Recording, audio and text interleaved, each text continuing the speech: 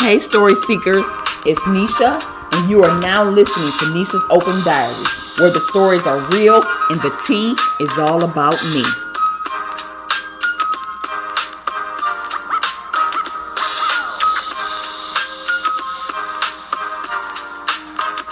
Okay, so one of the worst relationship experiences that I have had, I thought he was the one for me. I trusted him so much that I gave myself to him. I was ready and willing to give him everything. I really did love him. I thought he was the one for me. I found out that he was cheating. He was messing around with several other females. He was verbally, mentally, and emotionally abusive. I ended up having an abortion because he didn't want the baby. My heart healed from that and I made it through. I forgave, but I will never forget. See, he'll tell you all kind of things to get in your page, yeah. Life is lifing and moving along as usual. I'm still having sex with my son's father from time to time. In between the disagreements and the drama and the issues with other females, I ended up pregnant a second time. And much like the first time, all he could say is get rid of it. So I made an appointment, made preparations for it, and when the day came, he dropped me off front entrance of the abortion clinic. And he left and went about his day. And I remember standing in front of that place, fighting back tears once again, as I watched him drive away from me without a care in the world, probably going to lay up with somebody else. We had agreed to go half and half, to pay for it or whatever. So before he left, he gave me his half of the money. And I have never felt so alone and abandoned. He should have stayed. He should have been there. It took both of us to make the baby. He couldn't have cared any less. And once again, nobody knew. Pregnancy seemed like deja vu. He was treating me just as bad as he did the first time around. Except now he had leverage. He used our son as an example of how much harder it would be having two babies to take care of. I had one baby already. Why did I need another one? I didn't listen to him the first time, and how is it that I hadn't learned my lesson? This is all the stuff he's saying to me. Clearly, we both hadn't learned our lesson because he didn't ever use no condom, and everything seemed to fall on me. I needed to be on birth control. Go get the Depo-Provera shot or something. It was all on me. It was only my responsibility. It was all my responsibility to get on birth control. So if I got pregnant, it was my fault. And on that day, my son was with his mother. So I didn't have to worry about him or, caring for my son or whatever because he was with his grandmother. So I go in, and after some time of being there, the procedure was done. It was taken care of. Now, all I feel is anger towards him. And I want to be very clear about one thing. I only did it to appease him. It's not what I wanted at all. I resented him for it ever since. After it was done, I'm bleeding, I'm cramping, my emotions is all over the place, I'm in my feelings, and then he ain't nowhere to be found. He is unreachable, and I have to find a way home. So I called my friend to come and get me, and then I finally made it home or whatever, and I'm pissed. He didn't call to check on me or anything. I'm upstairs laying down, crying, upset, can't tell nobody what's wrong because they don't know I was going to have an abortion or that I was pregnant again in the first place. And when my son got brought home, it was by his mother, so I still didn't see him. I don't even remember when I saw him again, but I do know that some time had passed, and when I did hear from him, he was trying to see what was up for the night because I hadn't seen or heard from him since that day. And now you just make yourself readily available asking me if I'm still bleeding, how heavy or how light I was bleeding. When a guy is asking you that, they want to have sex. Even though I was mad at him, I was hurt, feeling put down, and emotionally depleted. Most of the time, whenever he showed me some attention or wanted to be with me, I jumped at the chance for whatever interest or affection I could get. So I went over there. Yep, I went over to his house. Like the dummy I was, I fell for it. I gave him some again. I packed my son's diaper bag, got us ready to go, and we was all ready to go when he came and got us.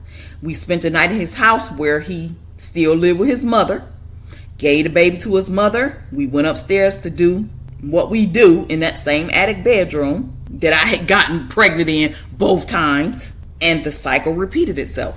And once again, he is done with me. Once he has gotten what he wanted from me, we fall asleep. We lay up for a little while, but then the next month, he ain't trying to have me feeling like we a family. So he starts asking early, what time y'all gonna be ready to go? What time you want me to drop you off?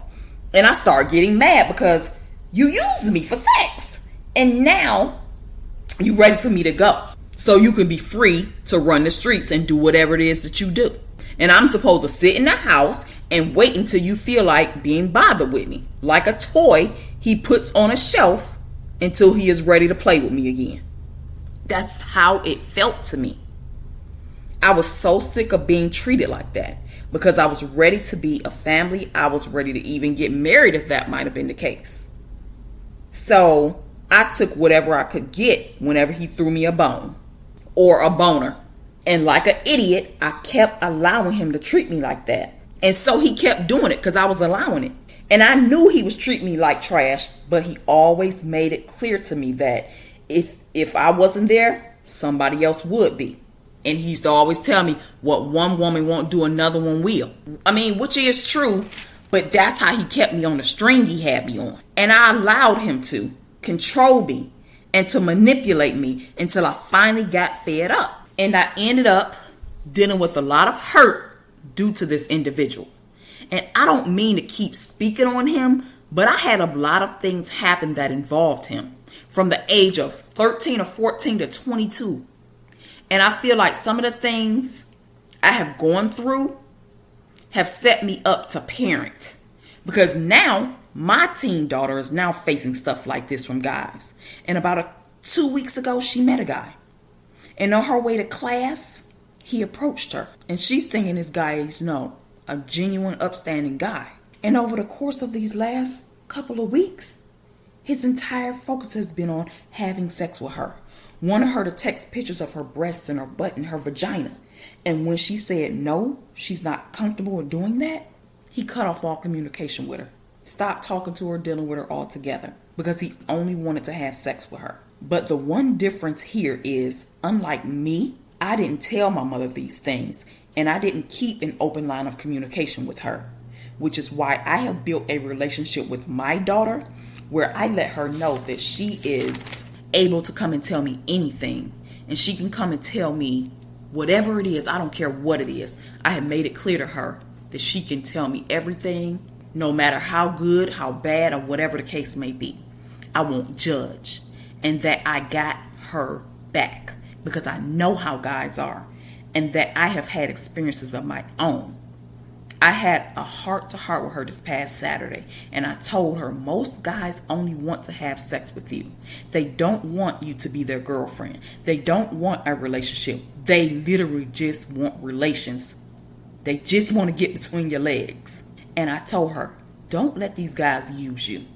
Once your virginity is gone, you can never get it back. And you don't want to end up giving it to the wrong person. With all these STDs out here, and these people are really out here just having sex, just putting themselves at risk. And don't even, seems like they don't care anyway. And this boy wants to have sex with her after a few days of meeting her. And they only ever seen each other in the course of this 2-week period one time in person, the time that they met. He probably sleeping with all type of females. Who knows? Then she asked me, why does this keep happening to her? Why her? This is the second guy she has talked to who only wanted to have sex with her. And I told her that is how a lot of guys are. And I understand it from a female perspective because I told her, your daddy is going to be your physical protector or your muscle to beat somebody up over you. But I know firsthand how guys do females. So I let her know that I am her emotional protector because I know how it feels to give something so precious and so personal to someone who only sees it as a conquest. after they manipulate you to give it up, and then they move on to another female and do the same thing over and over and over again. I then played that song by Life Jennings, SEX, and I told her about some of my experiences, and we agreed that this guy wasn't going to get the chance to take advantage of her and stick and move on her. I'm going to make sure my daughter knows a creep when she meets one, and that she doesn't have to go through the things that I went through, because I'm going to give her the game, and I'm going to let her know what it is and what's really going on out here. As long as I am here and I got breath in my body, these little ninjas running around out here better watch out when it comes to my daughter. I allowed somebody to continuously hurt me, take advantage of me, and manipulate me until I had his baby and almost had a second one. Got pregnant a second time and had an abortion and had to deal with it alone. He was only available for the pleasure, but he was absent for the consequences that the pleasure produced. I finally got fed up, like I said in previous story times, and I moved on. But there were so many times I said I was done, but kept going back again and again and again. All right, story seekers, that is all for this story time. I am out of here. Make sure you follow me on all socials at Nesha's Open Diary and my website at nesha'sopendiary.podbean.com. And until next time, I will meet you where the pen meets the diary.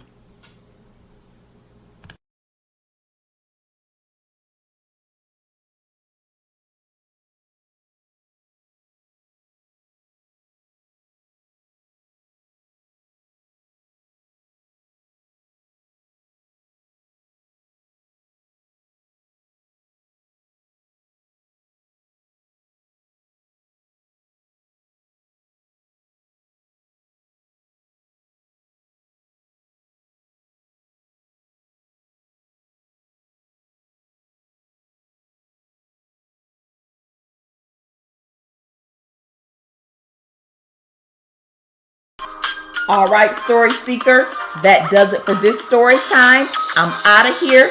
Until next time, make sure you tap in. Follow me on Facebook and Instagram at Nesha's Open Diary, and I will meet you where the pen meets the diary.